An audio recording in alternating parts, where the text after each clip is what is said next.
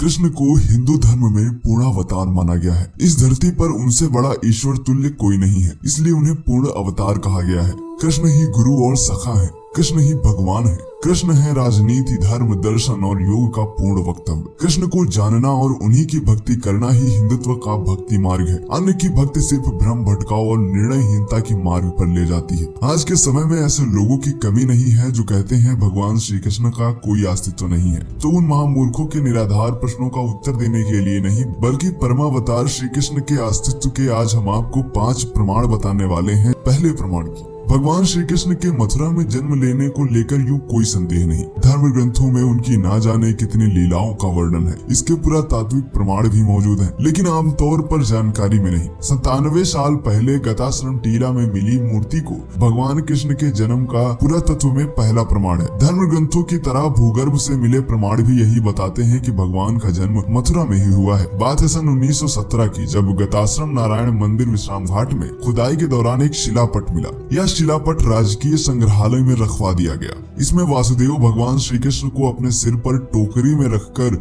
यमुना पार कर गोकुल ले जा रहे हैं। इसमें कालिया नाग उनकी वर्षा से रक्षा कर रहा है। पूर्व वीथिका सहायक शत्रुघ्न शर्मा बताते हैं कि शिलापट लगभग 2000 वर्ष से भी ज्यादा पुराना है। ये शिलापट भगवान श्री कृष्ण से संबंधित पुरातत्व में पहला प्रमाण है। इसमें श्री कृष्ण की जन्म की लीला को दिखाया गया है। टीले से मिले एक और शिलापट में गोवर्धनधारी कृष्ण दिखाए गए हैं। इसमें भगवान ने गोवर्धन पर्वत उठा रखा है। बात करते हैं दूसरे प्रमाण की।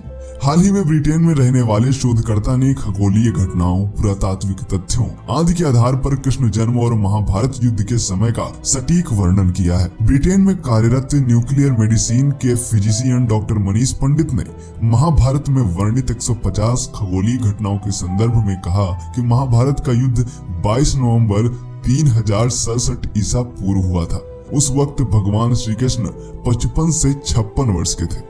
तीसरे प्रमाण की बात करते हैं और वह है द्वारिका। नौसेना और पुरातत्व विभाग ने संयुक्त रूप से द्वारका नगरी की खोज की शुरुआत की। भारतीय पुरातत्व सर्वेक्षण के निदेशक A.K. सिन्हा के अनुसार द्वारिका में समुद्र के भीतर ही नहीं बल्कि जमीन पर खुदाई भी की गई थी और 10 मीटर गहराई तक किए गए उत्खनन में सिक्के और कलाकृतियां भी प्राप्त हुई। Doctor S.R. राव, जो भारतीय पुरातत्व सर्वेक्षण विभाग में थे, उन्होंने समुद्र के अंदर द्वारिका नगरी को खोजा और वहां मिले अवशेषों पर शोध किया।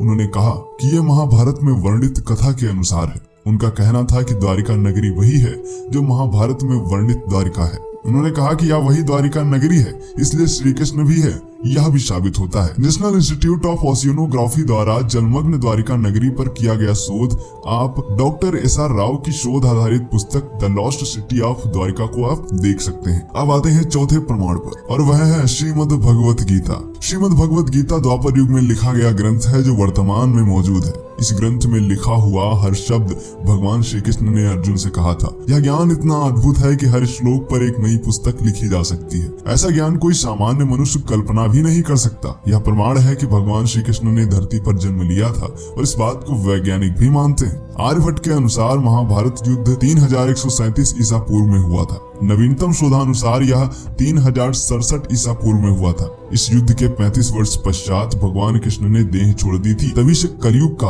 आरंभ माना जाता है। अब आते हैं इस वीडियो के अंतिम प्रमाण के बारे में और वह है निधिवन। धार्मिक नगरी वृंदावन में निधिवन एक अत्यंत पवित्र रहस्यमय धार्मिक स्थान है। निधिवन में भगवान श्री कृष्ण एवं श्री राधा आज भी अर्धरात्रि के बाद रास रचाते हैं। रास के बाद निधिवन परिसर में स्थापित रंग महल में आज भी प्रसाद रखा जाता है। शयन के लिए पलंग लगाया जाता है। सुबह बिस्तरों से देखने से प्रतीत होता है कि यहाँ निश्चित ही रात्रि को कोई विश्राम करने आया था। लगभग 2.5 एकड़ क्षेत्रफल में फैले निधिवन के वृक्षों की यह खासियत है कि यह इनके तने सीधे नहीं मिलेंगे और इन वृक्षों की डालियां नीचे की ओर झुकी और आपस में गुथी हुई होती हैं। निधिवन में प्रतिदिन रात्रि में होने वाली श्री कृष्ण की रासलीला को देखने वाला अंधा, गूंगा, बहरा, पागल और उन्मादी हो जाता है ताकि वह रासलीला के बारे में किसी को भी न बता सके। ऐसा कई लोगों के साथ हो भी चुका है। तो मित्रों, आज हमने बात करी संक्षेप में भगवान श्री कृष्ण के 5 प्रमाणों के बारे में।